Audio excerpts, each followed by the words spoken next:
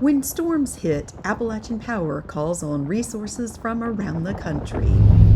On this day, longtime Appalachian employee Garrison Kopp and multiple contractors headed to restore power to customers in a heavily flood-damaged community without service for 7 days. We'll take a bucket and send the other one up here. The decisions Garrison made throughout the day were often based on what he saw through the lens of a company drone. We got wire down, still further down in the gorge, so now I'll be able to pull the video off the drone, put it on an iPad, and be able to, the crew that's going in and do the work can actually see what they're up against and the tools and material they need before they start off the mountain. Do we know how many structures it's down off of? Like how many climbers we got? 2 I know of. Okay.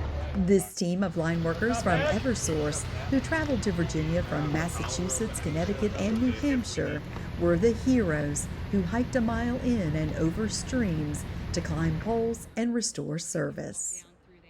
I assume it was straight down. It was pretty much straight down. We tried to cut an angle to get down there and then cross, but with all the trees down and everything across the creek, it was very difficult to navigate through that.